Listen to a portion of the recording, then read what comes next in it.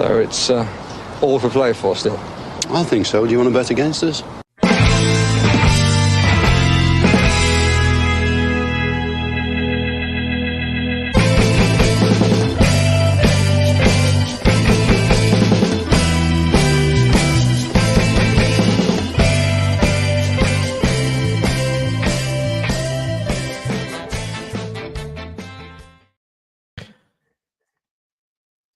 Hello, Aston Villa fans, and welcome to For the Love of Paul McGrath podcast. On a day where we're going to, I suppose, it's going to be a kind of a podcast of two halves, because obviously this podcast is titled a Champions League preview for Young Boys Bern versus Aston Villa, but also today the news came across everybody's Twitter feed or wherever you get your news regarding Aston Villa striker Gary Shaw lost his battle with injury today and sadly passed away last night. Obviously, rumours were abound that he had passed away last night, and they turned out not to be true.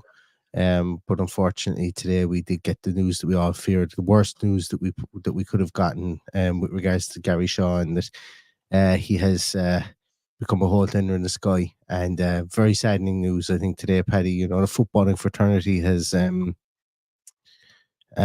been very, very, I suppose, how would I put it? They've really joined together with regards to this one. Seem to have been loved by everybody and appreciated by everybody. And, 63 is no age, absolutely no age. And condolences to his family and to everybody. Everybody that knew him, I think, really. Yeah, it's kind of hard to come and talk about anything else when news like that breaks, when you have such a hero to so many. Just ever so slightly before my time, he was at his pomp, so I obviously didn't have the luxury of watching him in the flesh playing football, but having met him a number of times since, such a humble guy you could not meet, absolute gentleman to everybody. Genuinely shocked that someone would actually want to have a photograph taken with him. You know, just a lovely, lovely guy, and really difficult one to take.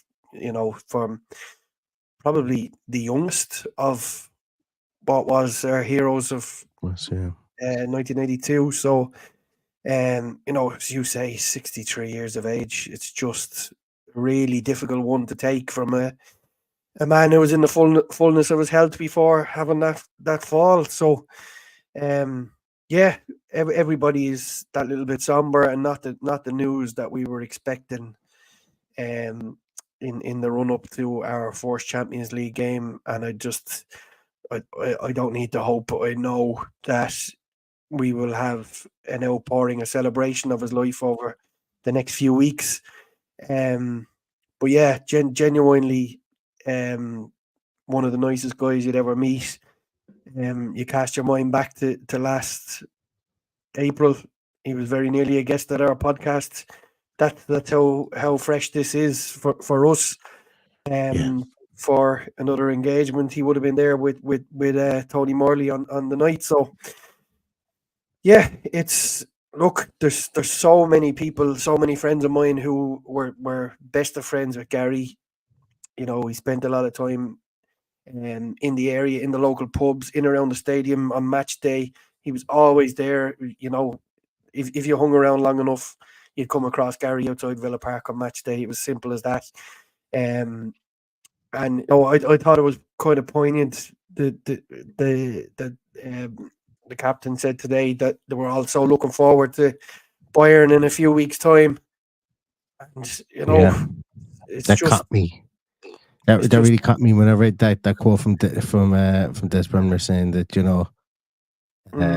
they're all looking forward to a Bayern game, but now it kind of pales in significance, really, with the news today that looking forward to probably meeting their mate, and he's not going to be there. And stuff like that always catches me because of the camaraderie of sport. And you know what, like I often I often look at people who don't play sport growing up, no matter what level it is, don't play sport, they don't play team sports, and there's nothing that will replicate the feeling of winning, even if it's just a five-a-side tournament with a couple of lads, or if it's going away and winning the European Cup.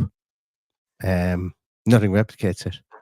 Nothing replicates celebrating as a team and the bond that it can bring people together. And that one really caught me today. Really caught me. Mm. And you know, it's the one thing that all of these men are loved for, and you know, apart from Eamon Deasy, I think they're all still alive, which is incredible considering it was 40 odd years ago now. And as we said, Gary being at 63, you know, one of the youngest. So there was players in that team well into their 70s now. Like Jimmy Rimmer must be late 70s at this stage. I hope I'm not doing him with the service. But you know, it's just a really difficult day for anybody who's supported this club and come across this just legend of a man in every sense of the word. Just so humble, so nice, so gentle, great with the kids.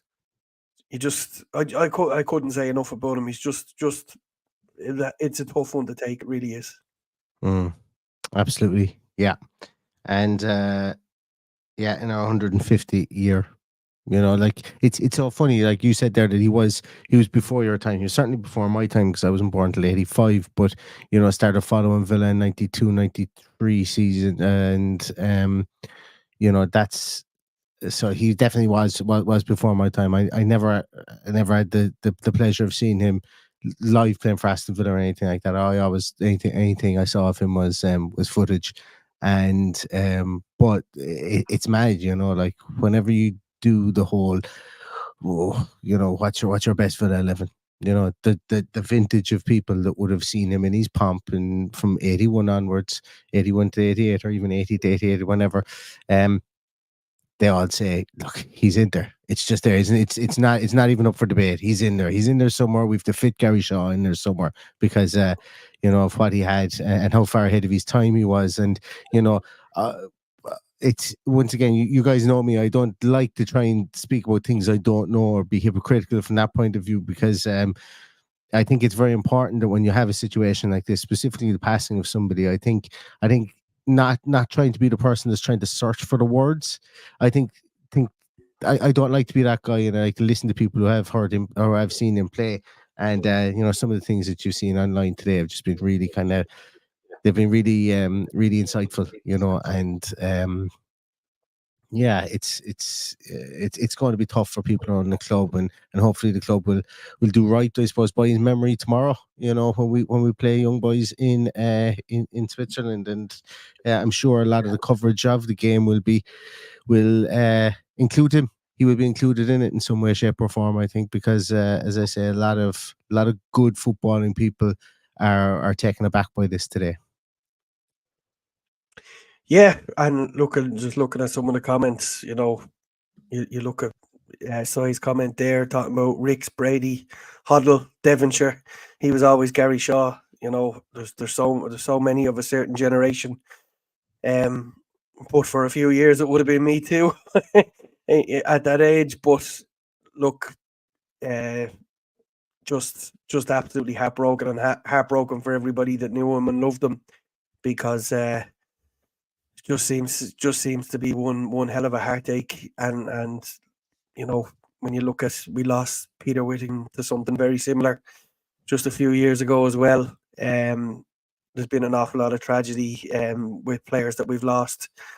So look, my thoughts and prayers are with his family and his loved ones, and as I say, his friends. I have a lot of shared friends. I would never say he was a friend of mine, but I've come into company so many times when he was there.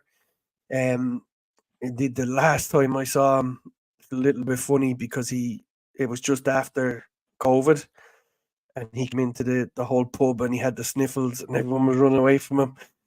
They thought he had COVID, you know, and what they'd give now just to change that and bring it back and give him a big hug, because that's how it felt on the day. The poor fella was smothered, which was probably only a cold. But that was the last time I came across him in the flesh. And look, I've nothing but happy and fond memories of being in his company.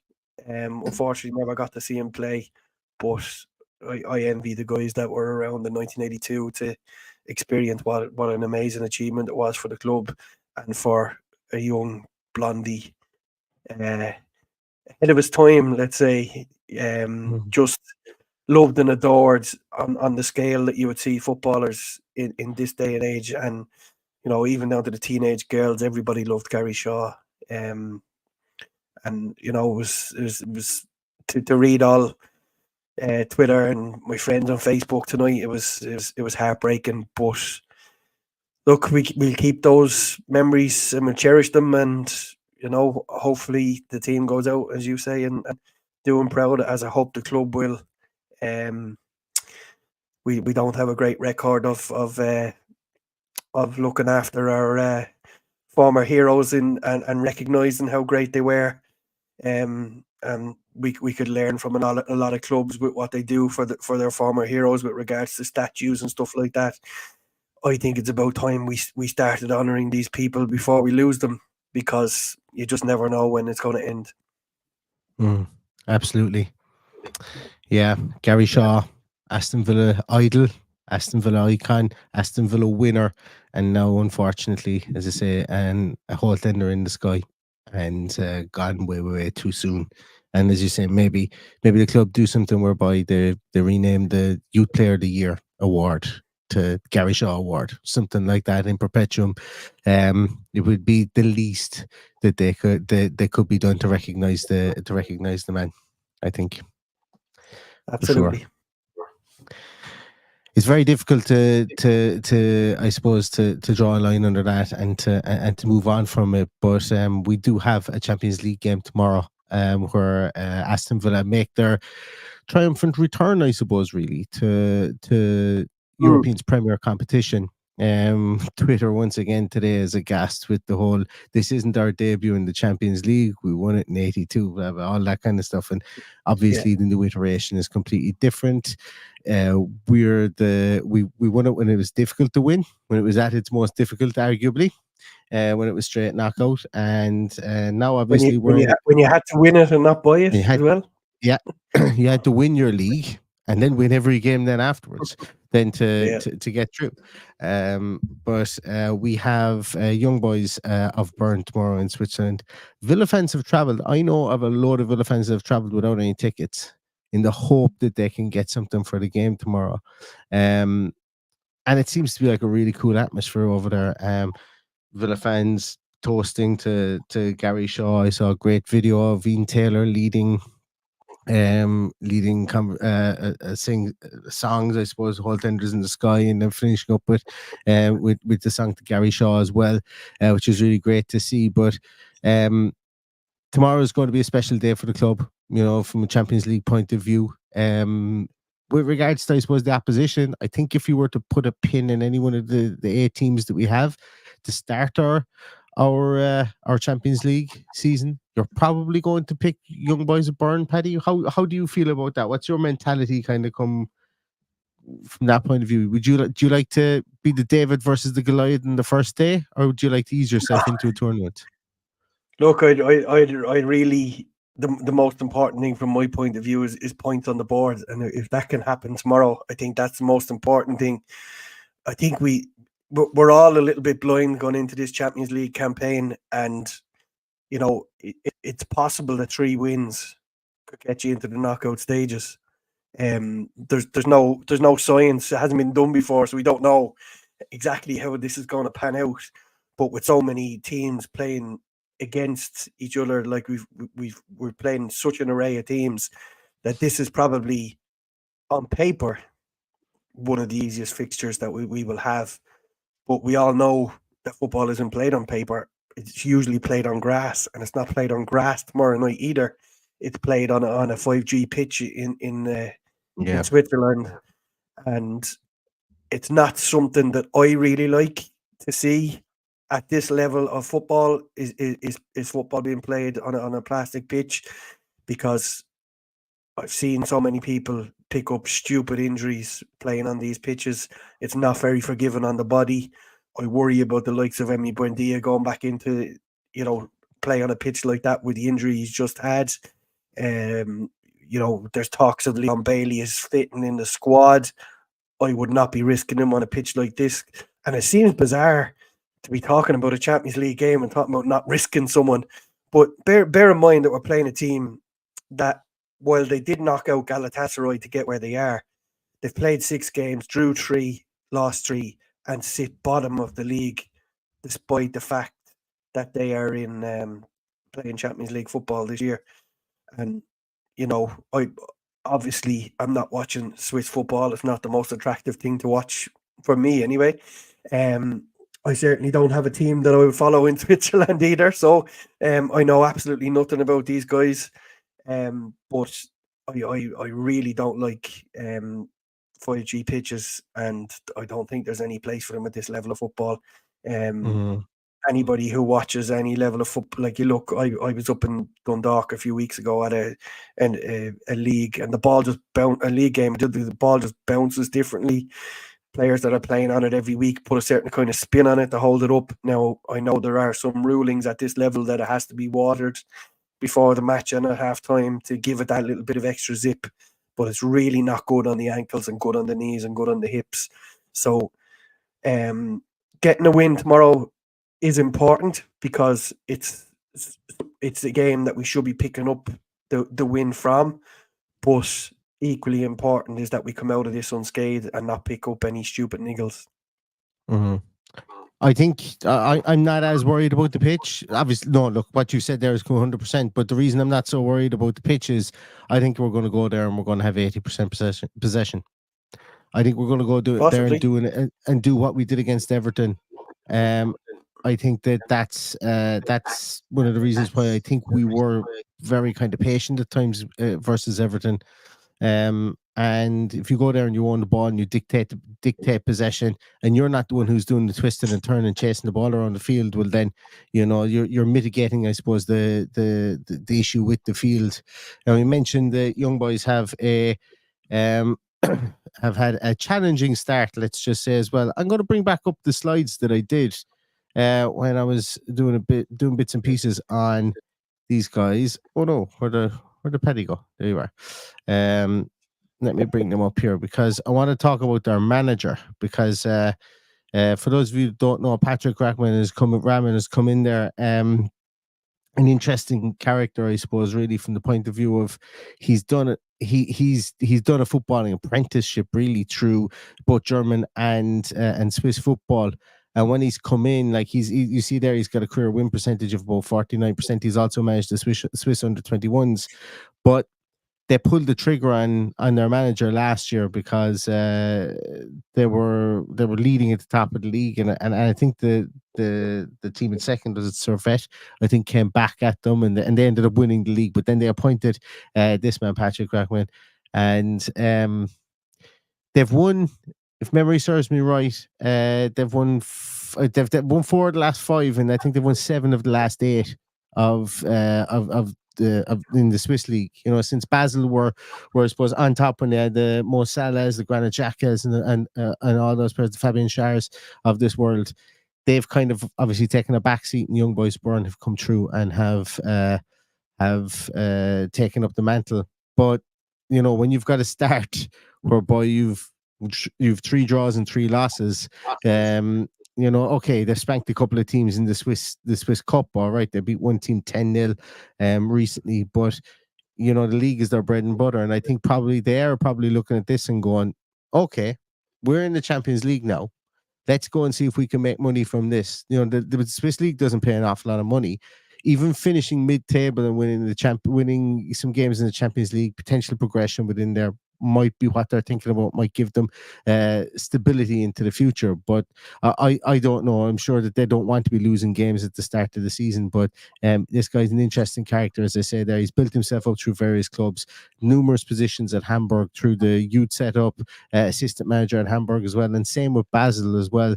Then taking over the Basel team, didn't have the greatest time with Basel in 2021-22, and then he took over a team whose name is now escaping me. It's like Winterdorfen or something like that. Can't remember. Apologies to whoever in Swiss League is might be watching this. But yeah, he's known to be a decent manager, to be a good tactician. Obviously, he's done his trade, but things aren't really working out for him. Two different types of formations. He likes to play a 4-4-2 or a 4-2-3-1. And just to kind of remind you guys, we've brought in Ibrahima Colley. Has been their big ticket signing. Look, they haven't spent money. Temptation probably was there to do that when they've got the money from the Champions League, but they've only brought in one or two players this season. But some of the guys that have gone out are goalkeeper has gone to Hull City, and yeah, as you can see there, like none of those names really jump off the page for me anyway. Even so this team is some of their parts, I think, more so than anything else. The top scorer last year was a guy called Joel Montero. He will be playing again this week.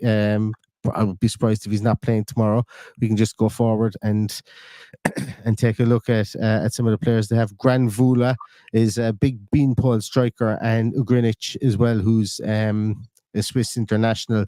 He will play tomorrow as well. Very, very creative. They also have got Cedric Itten in there too, who scored the winning goal against Galatasaray. He's Swiss international as well. So they have some decent players that we will need to keep an eye on. And they will be out to spring a surprise against Aston Villa tomorrow, 100% sure. Yeah, you've also got to remember that they have many years of playing in Europe as well, and playing Champions League football. They're a club that's been, because they're from a league that is capable of beating the minnows in the playoffs, albeit they beat something a lot better than a minnow this year in Galatasaray. I remember them going out and beating Spurs a number of years back in the first leg, and then getting beaten in the second leg, ultimately knocking them out. But they're regulars. They have been regulars at the group stages. They're well able to mix it with the big boys as well.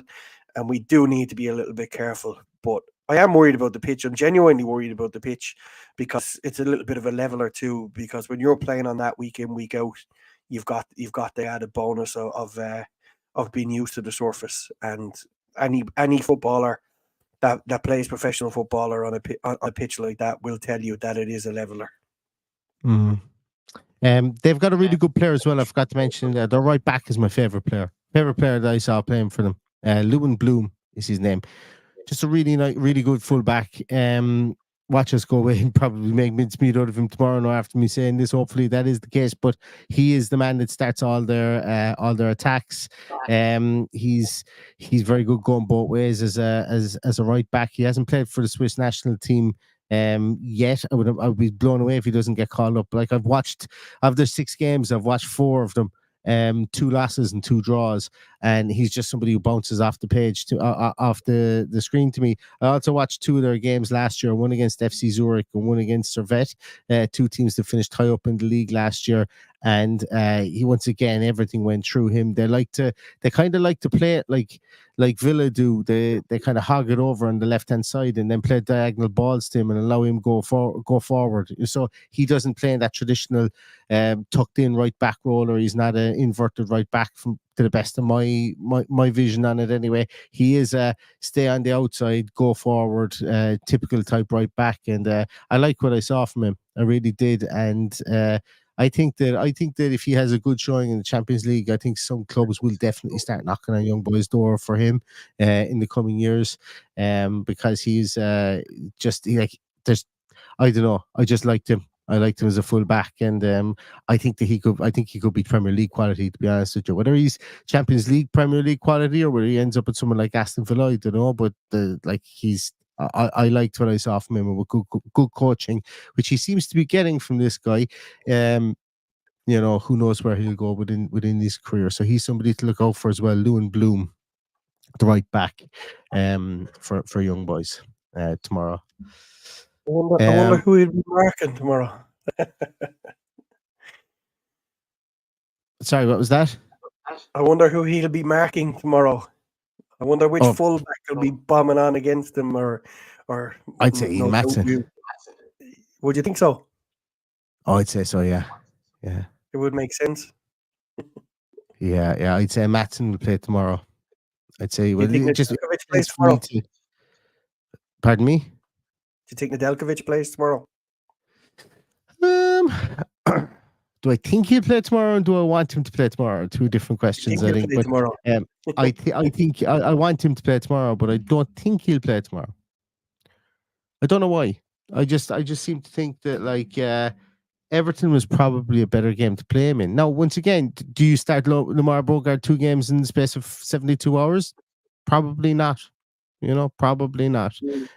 So I think the smart thing to do is playing Nedeljkovic tomorrow. I think that's definitely the smart one to do. I did see some people suggest that Ezri Konsa plays at right back tomorrow, and give someone the license to go down the left hand side. Yeah, I hope right back on the head, please.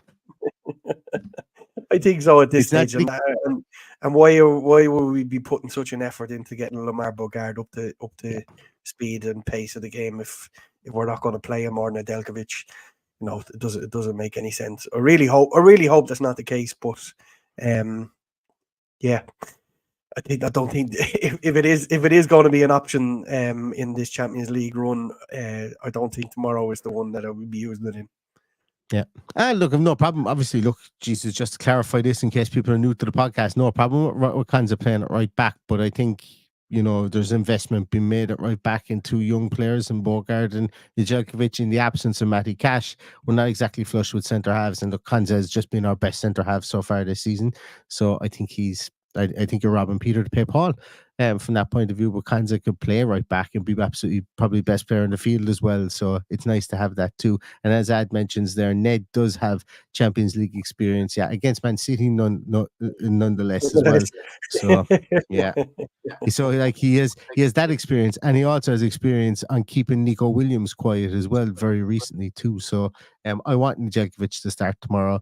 And it's going to be interesting. I think the team sheet tantrum is going to be interesting tomorrow, Paddy. I really do. I wonder, will Amadou Onana start? I would imagine he will start in there tomorrow.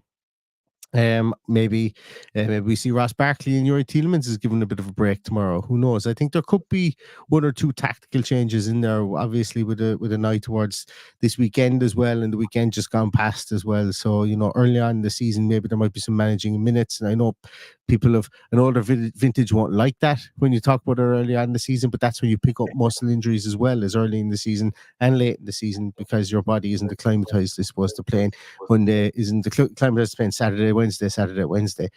So minding minutes from that point of view might be something they do as well. But hey, look, we can talk about it all we want here from that point of view, Paddy. And next thing we go tomorrow, and it's the exact same team, same subs. Yeah, my biggest concern about the team sheet tantrum, as you know, I love, adore, and trust whatever Unai Emery decides to do, and I have complete faith in him. But my biggest concern about the team sheet tantrum is how I manage it will work. But we'll cross that bridge when we come to it tomorrow. Yeah, and I'm working a later shift this week as well, which means I have to. So I don't finish up until about 8:30 this week. So I am taking my lunch at to do the team sheet tantrum. So that's yeah. So that's my. I've penciled that in anyway. Still there?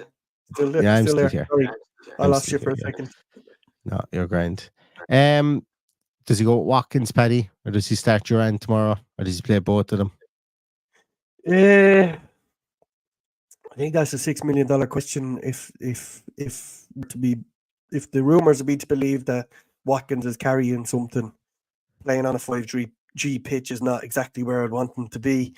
But yeah, we'll just have to wait until 4:30 tomorrow and see what he decides to throw up there.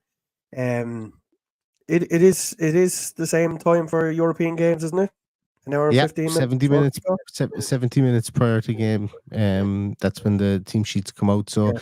we'll be looking at about 4:35, half four, 25 to 5 tomorrow will be when the team sheets do come out. We're actually going to go live. I think I can't remember what time I've got it in for, but we go live in and around that time. I think it's 5 minutes before whatever time I calculated the team will be out, and we will have a team sheet tantrum tomorrow as well, and obviously full time post-match podcast as well. Right on the final whistle, we will go live then too. Which so we'll do a little podcast then as well.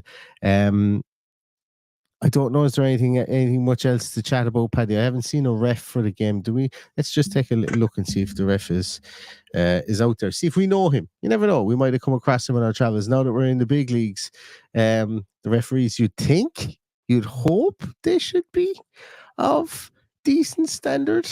Let's see. Referee. That's usually hard to find. It's hard enough to find in these European games. I'm struggling as we speak. No, we'll to leave it there. I find will referee. share this comment while you're looking. CC says, hit that like and subscribe if you're enjoying the content, and us in the chat, as we are a fabulous bunch. Yes, you are a fabulous bunch. And I would like to apologise if I seem less chirpier than usual. We should be super excited on the eve of what is our maiden voyage into this competition. I know it was called something else when we last played it, but I think the news today has just hit every fan hard. So apologies for that. We will be, I'm sure, full of the joys tomorrow, and the excitement of looking forward to a Champions League game is just something we could only dream of 6 years ago. So, you know, my only hurt today is that Gary Shaw won't get to enjoy this with us after waiting over 40 years since he last played. Against Juventus, I think was the last game we played, wasn't it? Is that correct? Juventus knocked us out in that year? Yeah. Could be wrong. Could very well be wrong. Anyway. Yeah. I found the referee, Paddy. I found the Go for referee. it. He is What Bulgaria's footballing stronghold finest. is he from? Bulgaria's Bulgaria. finest. Georgi Kabakov. Okay. Now, in fairness, he's 38, so he's not someone that's just been parachuted in there. He's FIFA listed since 2013. He's refereeing in the Bulgarian Bulgarian Premier Division since 2007. So I'm trying to do my maths here, and that's what he was 21. Jesus Christ, he was 21 when he became a ref. So he was that glad in school. He was a shit Looking footballer, here. He was a shit footballer, so Well, yeah, but he must have been inspired by Stoichkov. If he was born in 1986, you know, so you know when you're looking at the likes of Stoichkov and you're going, yeah, I'm not going to be as good as him. But you know what? I become a ref. That might be the way I get to go to a World Cup. Looking at it here, UEFA Europa League qualifying. He's had 2 appearances so far this year. He's given 11 yellow cards in 2 appearances. He's reffed the Nations League B game. He gave 6 yellows in that one, and then in the Bulgarian league this year, he's had 4 games, 15 yellows, 1 red. So of the 7 games he's reffed so far this season, he's averaging about 5.2 yellow cards per game. Yeah, he refereed Hearts game against Pilsen in the qualifying round, actually, and he refereed Montenegro versus Wales. So if we've any Welsh fans, the 9th of September just gone, he was the ref when Wales beat Montenegro 2-1. So send in on a stamped address envelope or on postcard what your thoughts were of the referee in that game as well.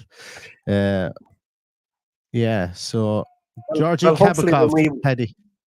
Hopefully when we come on after the game tomorrow, he will be the last person we're talking about, and we're talking about celebrating getting points on the board and remembering our hero that left us today, and remember him the right way by doing the business on the pitch.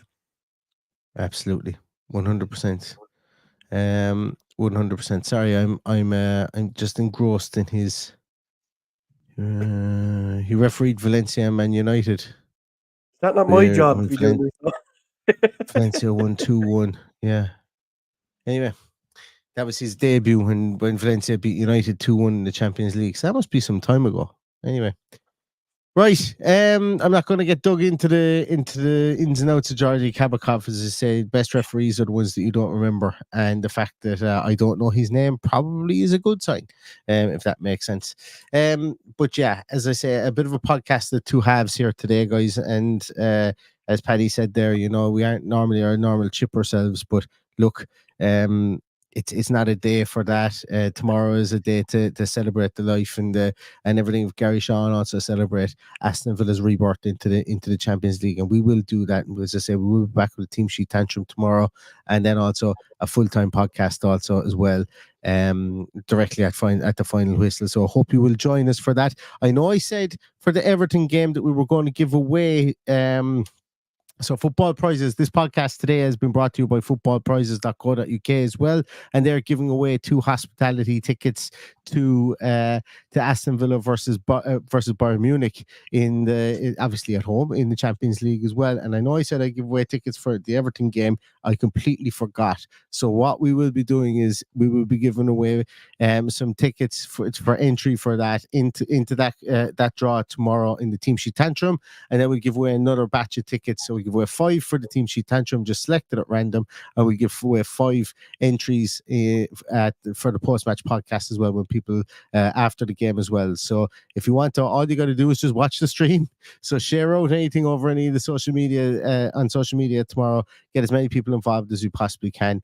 And as I say, we will be giving away 10 entries at $3.95 a goal to be entered into the draw to win those hospitality tickets for Aston Villa versus Bayern Munich in Villa Park in the Champions League as well. So did I see correctly on Twitter that somebody that listens to the podcast won a prize?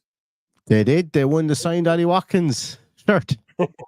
Yeah, brilliant. Which is great. Yeah, which is great. And then, like as I say, look, it is okay. Yes, you do have to pay into the raffle and stuff like that. Football prizes are, they're it's a paid raffle system, But it was great to see somebody who listens to the podcast and was like, oh yeah, I bought a ticket because I was listening to you guys, and I ended up winning a framed signed Ollie Watkins shirt. So well done to and the name escapes me. I think it was Lisa that won that. So well done on that, and I hope that is hung proudly on the wall at home once that does get delivered to you. Very good. But yes, as I say, that's probably going to do us for tonight, Paddy. Do you have anything to say before we go? No, just look. God bless. We've said it. We've said enough now. God bless to Gary's family and his friends, and he's in everybody's thoughts. And I hope that the team can go out and give a performance that would warrant what he would want and what he would remember our last appearance in the European Cup. And hopefully we can go and get 3 points and remember him that way. Absolutely, couldn't have said it better myself. Just going to let everybody go. Hopefully you've a good night's sleep, if you can sleep with excitement about this game tomorrow. But do join us tomorrow for the team sheet tantrum, then on to the Final Whistle podcast as well. Look out on socials as well, where we will be promoting the podcast. If you easiest thing you can do for us is like and retweet anything that you see that we pop up. It just it kicks out all our stuff onto all the algorithms. We've got a ball of Twitter followers recently. Like we're up to like 8,000 or sorry, not Twitter followers, YouTube subs, up 8,200 and something. Like we're only 1,800 away from 10K Twitter subscriber, or not Twitter, YouTube subscribers, which is bonkers. So thank you so much to everybody who takes the time to watch us, as I say, for that. But you will have lots of time to watch us tomorrow, hopefully, for the Team Sheet Tantrum and the post-match podcast. And on that note, I do want to say thank you. I do want to say once again condolences and prayers with at this difficult time for the Shaw family. And lastly, I just want to say to everybody, and I mean it this time, especially in light of of what's happened, do stay safe and do stay healthy, because we want to be able to see lots more of the games together, for sure. And with that, all that's left to say is up the Villa. Up the Villa.